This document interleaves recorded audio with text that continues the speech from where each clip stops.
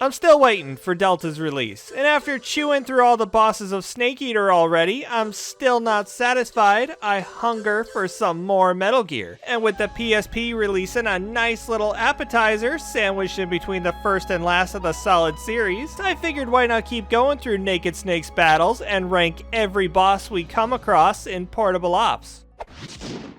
This feels a bit blasphemous of me putting Frank Yeager at the bottom of a list of Metal Gear boss battles, especially in a game that's glazing him as the perfect soldier, the ultimate life form. But I guess we all gotta start from somewhere, and never once in the 2 rounds you get to go against him is Null nearly as skilled as the cutscenes make him out to be. Just shoots in your general direction until he's shuffled in close enough to cut you down with that machete. Never learned that active reload though, so he's back in the health tank before too long. Should've learned by the second time he ought to change things up a bit, cause that big boss beatdown he was given was so bad that he never grabbed a gun again. Switched to melee only for the rest of the series, cause changing clips was too traumatizing for him. Only took a chance with a laser later on in life, and we saw how that worked out for him. Even the Bucky Barnes brain bleaching couldn't help him forget that clapping. Now, just to be clear, Rasha's not a bad crack at making the first ever Metal Gear you came across, but I wouldn't say that it's a good one either. Granted, had some perfectly good designs sitting right there on his desk, but seems Sokolov just couldn't stray too far off the menu from what he knows and loves. Strapped the main Metal Gear to a rocket to rain down death, while Rasha here's just a test model that's little hover can barely even get it off the ground. I guess the Ghost never really got the memo about why Grannon gave it legs in the first place, so it sort of just falls over on his face and crawls around when its little booties get broken. With as hyped up as Ursula was as Gene's true trump card, even going back to the beginning, I'm honestly more disappointed we were deprived of facing Pseudo Mantis over fighting the first Metal Gear.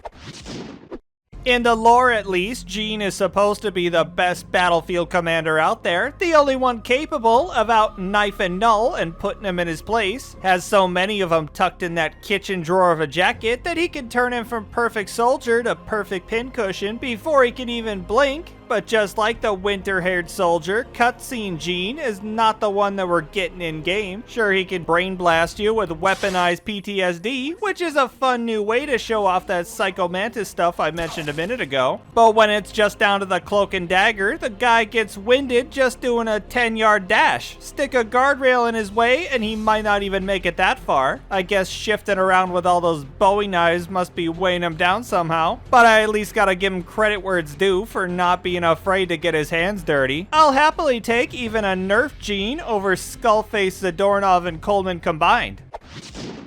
Ever since Snake first laid his 2 working eyes on these hovercraft things, I've always seen a lot of untapped potential to him, just needed to give it enough guns and armor to make it in the big leagues, and so Cunningham coming down with one even deadlier than a Metal Gear was something of a dream come true for me. Can crush 2 birds with 1 stone now, just like he crushed the 2 of mine. Certainly didn't expect the Snake beater to make for a more memorable fight than the big man himself, but crushing my Copperhead definitely makes it more personal, and being difficult to damage until you've knocked him off the high ground means there's even more reason to unload everything you've got on him, or at least that would be the case if he wasn't fighting around a freight lift. If this was an open area where he could fully take advantage of his flying, then he might have been the best, but because he's boxed in like he is, it's not long before he's Rambo'd back down over and over again until he's cooked. That was for my dick, you prick, but hey, at least he can finally say that he's got a leg up on Gene at something for a change.